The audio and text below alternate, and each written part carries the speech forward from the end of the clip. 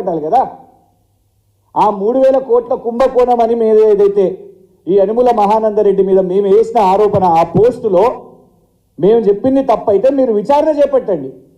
కానీ ఫోన్ తీసుకోవడానికి మీకు ఎలాంటి హక్కు ఉన్నది? ఎందుకు ఫోన్ని సీజ్ చేసిండ్రు? అందులోకి వెళ్ళి ఏం డేటా కావాలి?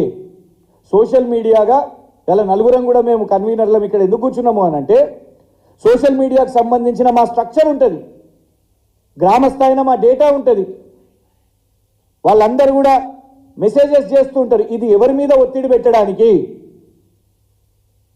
మేము అధికారంలో ఉన్నప్పుడు రేవంత్ రెడ్డి గారు ఎన్నో అబద్ధపు ప్రచారాలు, ప్రొపగాండా, దుష్ప్రచారాలు, కార్టూన్లు, కేసీఆర్ గారి మార్ఫింగ్లు, ఆఖరికి రేవంత్ రెడ్డి గారు కేసీఆర్ గారు మనవన్ని కూడా వదలలేదు. అవన్నీ చేసినప్పుడు మేము కేసులు వేసినామా? రేవంత్ రెడ్డి గారు ఫోన్ని సీజ్ చేసినామా? లేదు. ఏ కాంగ్రెస్ నాయకునైనా ఆ వర్కింగ్ ప్రెసిడెంట్ గారు ఎవరైతే మా మీద ఫిర్యాదు ఇచ్చిర్రో వారి ఫోన్ని సీజ్ చేసినామా? సోషల్ మీడియాలో పోస్ట్ పెడితే ఫోన్లు సీజ్ చేయడమా? గిదా ఇంద్రమ్మ పాలన అంటే? ఇంద్రమ్మ పాలన అంటే మళ్ళా 1975 ఎమర్జెన్సీ అని వాళ్ళ ఉద్దేశం అని అర్థమవుతున్నది. బరాబర్ పోరాటం చేస్తాం. రాష్ట్ర వ్యాప్తంగా ఉన్న మా సోషల్ మీడియా సోదరులకు కూడా మేము చెప్తున్నాం, ఇవాళ ఫోన్లు సీజ్ చేసినంత మాత్రాన, మా డేటాని చోరీ చేసుకొని బలవంతంగా మా కాంటాక్ట్స్ కానివ్వండి, మేము చేస్తున్న రీసెర్చ్ని కానివ్వండి, ఆ ఇన్ఫర్మేషన్ తీసుకున్నంత మాత్రాన మేము భయపడిపోతామా? ఖచ్చితంగా కలిసికట్టుగా నిలబడతాం. కింది స్థాయిలో గ్రామ గ్రామాన మా సోషల్ మీడియా వాళ్ళ మీద కాంగ్రెస్ నాయకులు దాడులు చేస్తున్నారు. మొన్న చూసినాం ధర్మపురిలో, అక్కడున్న ఎమ్మెల్యే గారు ఆడియోనే వచ్చింది. ఆ ఎమ్మెల్యే గారు వాళ్ళ నాయకులు వాళ్ళు మాట్లాడుతున్న దాంట్లో మా సోషల్ మీడియాలో యాక్టివ్గా ఉన్న మాధవ్, తను అక్కడ వీడియోస్ చేస్తూ ఉంటాడు, స్థానిక వీడియోస్ చేస్తూ ఉంటాడు, తన మీద దాడి జరిగింది. యూట్యూబ్లో వార్తలు చెప్తున్న, జర్నలిజం చేస్తున్న శంకర్ మీద దాడులు జరిగినాయి.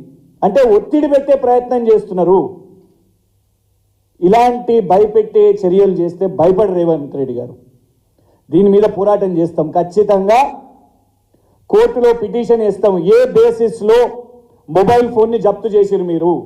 సుప్రీంకోర్టు గైడ్ లైన్స్ని మీ ముందు పెట్టి దీని ఆధారంగా న్యాయ పోరాటం చేస్తాం. ఎందుకంటే నిన్న రాత్రి నుంచి ఫోన్ వాళ్ళ దగ్గరనే ఉంది. దాంట్లోకి వెళ్ళి ఎలాంటి కీలక ఇన్ఫర్మేషన్ తీసుకుంటారు అనేది వాళ్ళ మాకు అనుమానం ఉన్నది. ఫోన్లు ఎందుకు అవసరం వచ్చినాయి? దేశవ్యాప్తంగా ఎక్కడ కూడా కొత్త విచిత్రంగా, మొన్న కవిత గారి కేసులో కానివ్వండి, ఇది కానివ్వండి, ఎందుకు ఫోన్లు తీసుకుంటున్నారు? పిఏలు పిఆర్ఓల ఫోన్లు ఎందుకు తీసుకుంటున్నారు?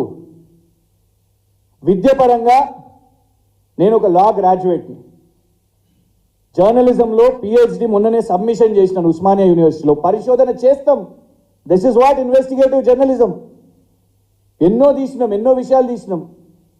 అదానికి ఎట్లా బయ్యారం కట్టబెట్టిర్రో రీసెర్చ్ చేసి చూసినాం. ఆ డాక్యుమెంట్స్ అందులోనే ఉన్నాయి. ఆ ఫోన్ ఎందుకు అవసరం వచ్చింది రేవంత్ రెడ్డి గారు మీ ప్రభుత్వానికి? ఎంత జల్ది అయితే మా డిమాండ్ ఏంటిదంటే తక్షణమే ఆ ఫోనుని కోర్టులో డిపాజిట్ చేయాలి. అది రేవంత్ రెడ్డి గారి పోలీస్ దగ్గర ఉంటే సురక్షితంగా ఉండదు. మాకు పూర్తి అనుమానాలు ఉన్నాయి. రాష్ట్ర వ్యాప్తంగా ఉన్న మా బేస్ కానివ్వండి, మా గ్రామస్థాయి కమిటీలు కానివ్వండి, గ్రూపులు కానివ్వండి, అవన్నీ చూడడానికే ఈ ఫోన్ అసలు నిజంగానే ఇంకా మాదాపూర్ పిఎస్లు ఉందా, రేవంత్ రెడ్డి గారి దగ్గర చేరిందా అనేది మాకు ఒక అనుమానం ఉన్నది. దయచేసి పోలీసులను కూడా మేము కోరుతున్నాం, రేవంత్ రెడ్డి గారు చేస్తున్న రాజకీయంలో మధ్యలో మీరు పావులుగా మారకండి. అధికారం శాశ్వతం కాదు. మీరు ఏ విధంగా వచ్చిన 100 రోజుల్లోపే మీరు ఈ విధంగా చేస్తుంటే కరెక్ట్గా ఉండదు. మేము ఇలా చేయలేదు. ఒక్క పేరు చెప్పండి ఎవరిదన్నా ఇట్లా ఫోన్లు. అరే యూట్యూబ్లను పెట్టేసి మా మీద ఎన్ని అబాండాలు బూతులు తిట్టినా కూడా, ఏనాడు ఎక్స్టార్షన్లకు చేసినా కూడా ఏనాడు ఎవరి ఫోన్ సీజ్ కాలేదు. ఇదా మీరు చెప్తున్న ప్రజాస్వామ్యం? దీని మీద త్వరలో ఇమీడియట్గా ఈ అన్ని బేసిస్గా ఒక ఆల్రెడీ నిన్న లీగల్ టీంతోనే వెళ్ళడం జరిగింది. దీని మీద న్యాయ పోరాటం చేస్తాం. సుప్రీంకోర్టు అయినా పర్లేదు, హైకోర్టు అయినా పర్లేదు, డెఫినెట్గా దీని మీద పిటిషన్ చేసి, ఎందుకంటే మొబైల్ ఫోన్ వాళ్ళ దగ్గరనే ఉన్నది, అందులో కీలకంగా డేటా ఉన్నాయి, లాక్ చేసినాను. అయినా కూడా వాళ్ళు దాని పాస్వర్డ్స్ పాస్కోడ్స్ అవన్నీ కూడా అడిగారు. కాబట్టి డెఫినెట్గా వాళ్ళు చేసిన దాంట్లో ఎక్కడ కూడా ఇన్ టెక్స్ట్ వాళ్ళు తీసుకోలేదు దట్ నా మొబైల్ ఫోన్ని సీజ్ చేసిండ్రు అనేది ఎక్కడ కూడా మాతో రాపించుకోలేదు. కాబట్టి ఖచ్చితంగా దీని మీద లీగల్ రెమెడీస్ విషయంగా లీగల్ కేసు ముందుకు పోతుంది. Thank you.